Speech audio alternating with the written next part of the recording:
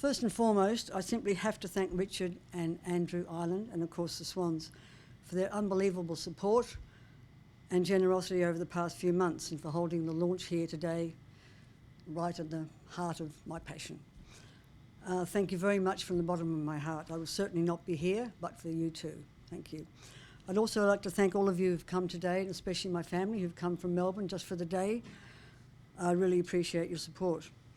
I decided to wear this badge today, my old, very well-worn red and white badge. It says very simply, I'm a Swans lover. Truer words have never been spoken. In fact, truer words have never been written. With that in mind, I decided I would write a letter to the recipient of that love, a nice old-fashioned love letter, one that would be penned not that long ago before social media took over and bastardised the English language with its abbreviations of the written word. From the invitation, you will have gleaned a brief outline of my journey and how the book came about. So instead of talking specifically about myself and the book at this point, I prefer to read you my letter. My dearly beloved Swans, the time has come when I need to tell you of my love for you. This love has been burning inside for many long years and cannot be contained any longer. Now, towards the latter stages of my life, I find a need to express myself. I need to let you know what it is I love about you and how you have been such an integral part of my life since I was a small child. As with all love affairs, the emotional roller coaster has certainly had its fair shares of ups and downs. There has been pain and suffering, tears and torment, and at times I've even allowed anger to rear its ugly head, albeit fleetingly. But there has been an abundance of happiness as well. We have both been through low times, especially when you lived in Melbourne and weren't able to string many wins together year after year, even decade after decade. There were highs too, mind you, and a win was celebrated as if we'd won a grand final. And there was also much excitement, you'll recall, when our champions often won the Brownlow back in those days. I'm sure you will never forget the turmoil we all went through when you were packed off to Sydney 30-odd years ago. But we stuck with you. Well, I certainly did. There was no way I would have abandoned you. How could I? True love is enduring, and you certainly needed as much love and support at the time, especially being sent up here, where our game was not part of the local psyche.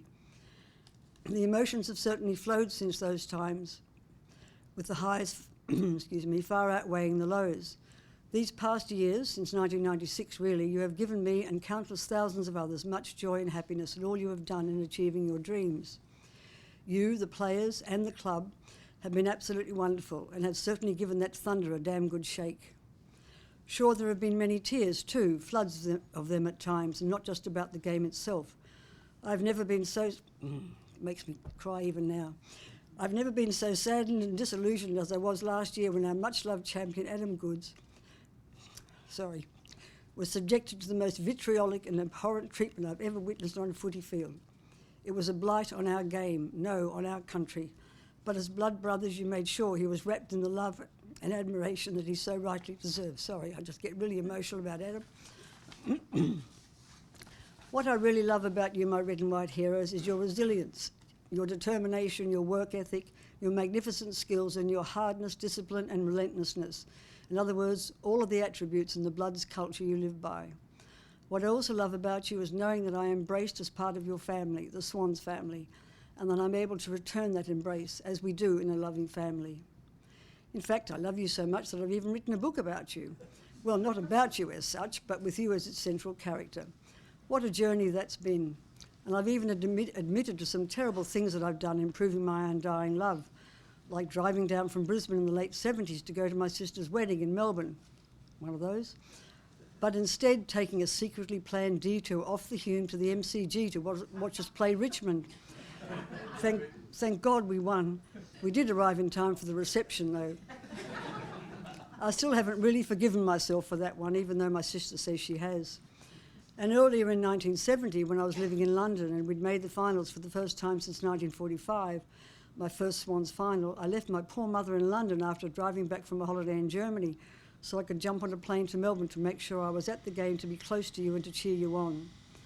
And I've even involved my car in the love affair. There are many stories about Swans, my red and white number plate. That's S-W-A-N-Z with a Z at the end. I couldn't get the real spelling, so Z was the next best. I'll quickly tell you just one such story.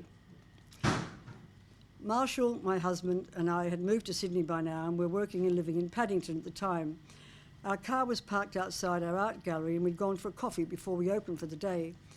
It was a Sunday, the morning after Mardi Gras, and returning to the gallery we noticed a young, good-looking guy staring intently at our car. A bit odd, we thought, so we walked up to the car thinking he would then walk away. "I'm very interested in your nameplate," he said in a strong German accent, pointing down to Swans. Unfortunately, I can't do the accent, so... "Oh," I said in a slightly unprepared way, "I'm passionate about them, love them since I was 5 years old, can't get enough of them really," and he's looking at me rather strangely, and I was about to say it's a foot when he interrupted, saying, "I think maybe we're talking about something different. I don't know about your passion, I don't understand. Do you know what swans, as in Schwanz, means in German?" "No," I reply. He hesitates for a moment and then calmly tells us, "Well, it means penis." Here he was, the morning after Sydney's renowned gay Mardi Gras, perhaps wondering whether he was onto a good thing, and Grandpa and Grandma turn up with Grandma telling him about her passion for them, loving them since she was 5 years of age and not getting enough of them. So on that note, my beloved Swans, I hope that the words of my badge, "I'm a Swans lover," have rung true. I send you all my unconditional, enduring love and support. It will never waver. A loud cheer to you all and every single player who has ever donned the magnificent red and white Guernsey. Well, there's more. There would have been no love affair without you. P.S. Just 3 more wins, guys. You can do it. Please do it. And as I've been yelling for 67 years, "Come on, the mighty bloods!" Thank you.